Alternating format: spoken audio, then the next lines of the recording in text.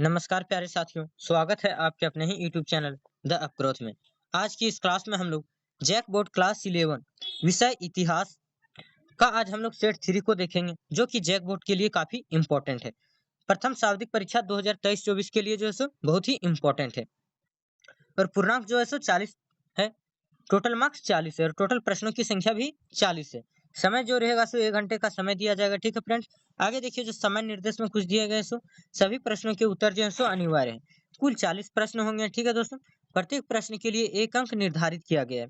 प्रत्येक प्रश्न में जो है सो 4 विकल्प दिए गए हैं, सही विकल्प का चयन करना है।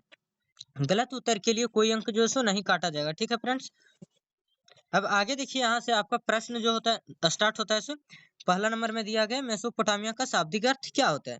तो मेसोपोटामिया का शाब्दिक अर्थ होता है दो नदियों के बीच की भूमि। तो दो नदी कौन, तो दजला और फरात। ठीक है दोस्तों, अगर पूछा जाए कि मेसोपोटामिया की दो प्रमुख नदियां कौन सी है, तो दजला और फरात। लेकिन यहाँ पूछा गया कि शाब्दिक अर्थ क्या होता है, तो दो नदियों के बीच की भूमि। तो राइट आंसर ऑप्शन ये। ठीक है, आगे देखिए असीरिया शब्द की राजधानी कहाँ है। असीरिया सभ्यता की राजधानी जो है सो कहाँ है, तो असीरिया सभ्यता की राजधानी अगर पूछा जाए तो बेबीलोन है। तो राइट आंसर ऑप्शन ये बेबीलोन। ठीक है, अब सुमेर का शाब्दिक अर्थ है। तो सुमेर का शाब्दिक अर्थ क्या है, तो मिट्टी से बने शहर। सुमेर का शाब्दिक अर्थ है मिट्टी से बने शहर। ठीक है फ्रेंड्स, आगे देखिए 4 नंबर में मेसोपोटामिया की सभ्यता में जो पट्टिका पाई गई उनमें किन जानवरों की चित्र की प्रधानता है। तो किन चित्रों की प्रधानता थी, तो बेल का भी था, रोटियां का भी था, मछलियां का भी था। तो राइट आंसर क्या हो जाएगा, ऑप्शन डी, इनमें से सभी।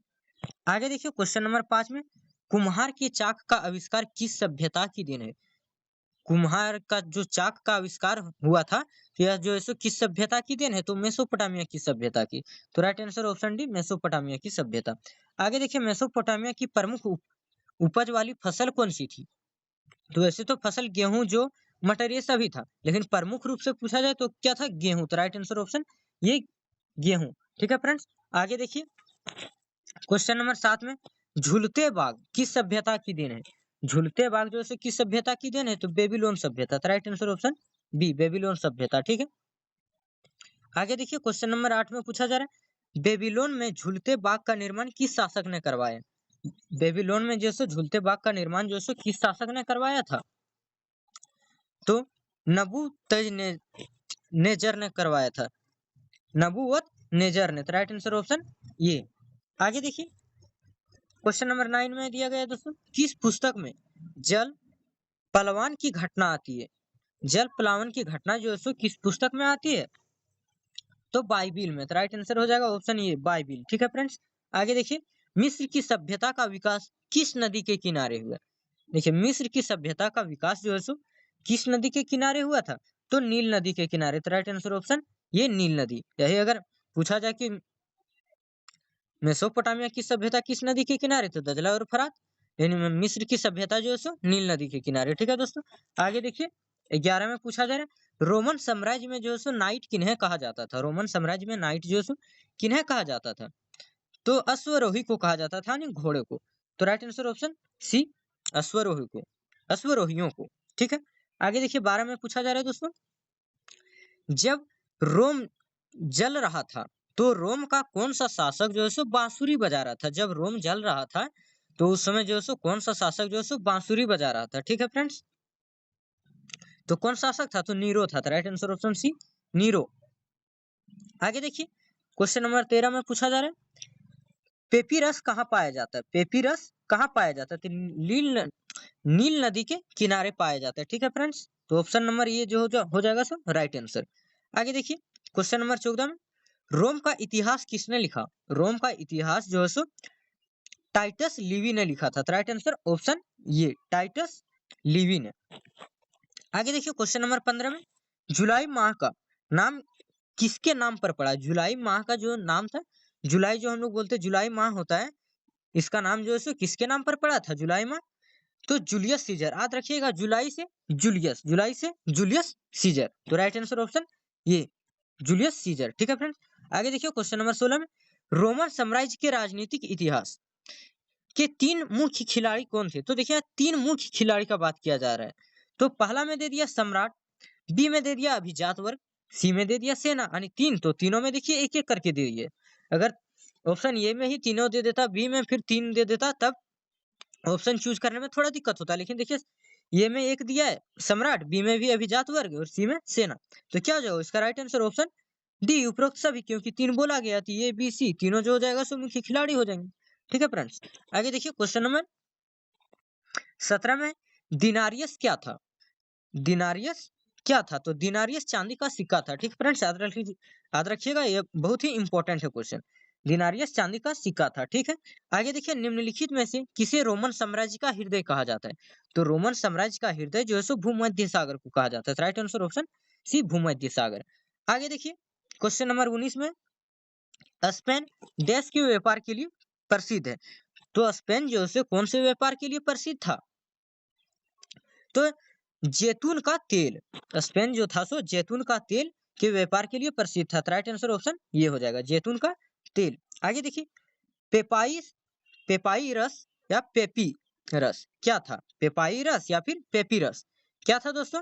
तो यह पौधा था एक प्रकार का। ठीक है, राइट आंसर ऑप्शन बी पौधा। ठीक है फ्रेंड्स, आगे देखिए हजरत मोहम्मद का जन्म कब हुआ था? हजरत मोहम्मद का जन्म कब हुआ था? तो 570 ईस्वी में हुआ था। तो राइट आंसर ऑप्शन बी 570 ईस्वी में। आगे देखिए पैगंबर मोहम्मद साहब का वास्तविक नाम क्या था? तो पैगंबर मोहम्मद का वास्तविक नाम क्या था? पैगंबर मोहम्मद का वास्तविक नाम हसन था। Right answer option B Hasan. आगे देखिए क्वेश्चन नंबर 23 में जिम्मी किसे कहा गया? जिम्मी जो है सो किसे कहा गया? तो जिम्मी ईसाइयों को कहा गया और यूनानियों को, सॉरी यहूदियों को कहा गया। राइट आंसर ऑप्शन सी ईसाइयों और यहूदियों को। Right answer option C. ठीक है, आगे देखिए हिजरी संवत का आरंभ जो सो कब हुआ? हिजरी संवत का आरंभ 622 ईस्वी में हुआ था। राइट आंसर ऑप्शन ये 622 ईस्वी। आगे देखिए क्वेश्चन नंबर 25 में अल्ब रूनी ने किस पुस्तक की रचना की? अल्ब रूनी ने जो है सो किस पुस्तक की रचना की थी? तो तहकीक ए हिंद पुस्तक जो है सो अल्ब रूनी ने की रचना है। ठीक है, तो तहकीक ये हिंद राइट आंसर हो जाएगा। आगे देखिए क्वेश्चन नंबर 26 में नई फारसी कविता का जनक जो है सो किसे माना जाता है? तो नई फारसी कविता का जनक जो है सो रुदकी को माना जाता है, रुदकी। तो राइट आंसर ऑप्शन सी रुदकी। आगे देखिए क्वेश्चन नंबर 27 में है दोस्तों निम्नलिखित में भूगोलविद कौन थे? भूगोलविद कौन थे? तो अल खाव रिजमी, अल खाव रिजमी। राइट आंसर ऑप्शन सी अल खाव रिजमी। आगे देखिए मोहम्मद साहब की पत्नी का नाम क्या था? तो मोहम्मद साहब की पत्नी का नाम क्या था? तो अमीना, सॉरी पत्नी का नाम जो है सो खदीजा है, उसकी माँ का नाम अमीना था। ठीक है दोस्तों, तो राइट आंसर क्या हो जाएगा? Option A Khadija. ठीक है फ्रेंड्स, ऑप्शन ये खदीजा। आगे देखिए 29 में पूछा जा रहा है किसने दूरबीन और कुतुब नुमा का आविष्कार किया? किसने किया था दूरबीन और कुतुब नुमा का आविष्कार जो है सो? तो चीनियों ने। तो राइट आंसर ऑप्शन बी चीनियों। अगर आप लोगों को वीडियो जरा सा भी हेल्पफुल लग रहा हो तो वीडियो को लाइक करके हमारे चैनल को सब्सक्राइब कर लें, साथ ही साथ बेल आइकन को प्रेस करके ऑल पे सेट कर लें ताकि हमारे वीडियो सबसे पहले आप तक पहुंचे। आगे देखिए क्वेश्चन नंबर 30 में है दोस्तों गजनी सल्तनत का संस्थापक कौन कौन था? गजनी सल्तनत का संस्थापक कौन था? तो गजनी से याद रख लीजिएगा गजनवी। तो right answer option C Mohammad Ghaznavi. ठीक है, आगे देखिए क्वेश्चन नंबर 31 में लुई चौकदमा, ठीक है, लुई चौकदमा के निरंकुशतम राजतंत्र को किसने संभव बनाया? लुई चौकदमा के निरंकुशतम राजतंत्र को जो है सो किसने संभव बनाया? तो रिसुल और मेजारिन ने। तो राइट आंसर ऑप्शन सी। आगे देखिए क्वेश्चन नंबर 32 है सामंती व्यवस्था का मुख्य आधार क्या था? सामंती व्यवस्था का जो था सो मुख्य आधार क्या था? तो सेवा था। तो राइट आंसर ऑप्शन बी सेवा। इस चैनल पे जितना भी सेट मैंने हिस्ट्री का करवाया, जियोग्राफी का करवाया, अगर आप लोगों ने उस सब्जेक्ट को रखा है तो जितना भी मैंने सेट करवाया उसे आप लोग बारीकी से देख लीजिएगा और समझ लीजिएगा। ठीक है फ्रेंड्स, और एक भी क्वेश्चन छोड़िएगा नहीं क्योंकि सभी प्रश्न जो है सो इम्पोर्टेंट है एग्जाम की दृष्टि से। तो आगे देखिए क्वेश्चन नंबर 33 में जो दिया गया है दोस्तों डॉन किकजोट उपन्यास में किस वर्ग का प्रमुखता से चित्रण किया गया है? तो राइट आंसर हो जाएगा ऑप्शन ए नाइटो का। डॉन किक्वोट उपन्यास जो है सो किस वर्ग का प्रमुखता से चित्रण किया गया? तो नाइटों का। ठीक है दोस्तों, आगे देखिए, रोमन चर्च का प्रधान कौन था? रोमन चर्च का प्रधान कौन था? तो पोप था। तो राइट आंसर ऑप्शन ये पोप। टाइथ किस प्रकार का कर था? टाइथ जो कर था, एक प्रकार का लगान था, यह जो था सो किस प्रकार का कर था? तो यह धार्मिक कर था। राइट आंसर ऑप्शन सी धार्मिक कर। आगे देखिए, धर्म सुधार आंदोलन के सर्वप्रथम प्रवर्तक कौन थे? धर्म सुधार आंदोलन के सर्वप्रथम प्रवर्तक कौन थे? तो मार्टिन लूथर था। तो राइट आंसर ऑप्शन ये मार्टिन लूथर थे। ठीक है दोस्तों, आगे देखिए 37 में पूछा जा रहा है, धर्म सुधार आंदोलन की शुरुआत कहाँ हुई? तो धर्म सुधार आंदोलन की शुरुआत जो हुई थी सो जर्मनी में हुई थी। ठीक है दोस्तों, तो right answer option B Germany में। क्योंकि मार्टिन लूथर कहाँ के शासक थे? मार्टिन लूथर कहाँ के थे? तो जर्मनी के थे। धर्म सुधार आंदोलन की शुरुआत भी जर्मनी में हुआ था। ठीक है दोस्तों, सामंतवादी अधिकृत व्यवस्था की सबसे छोटी इकाई थी। सामंतवादी अधिकृत व्यवस्था की सबसे छोटी इकाई क्या थी? तो नाइट।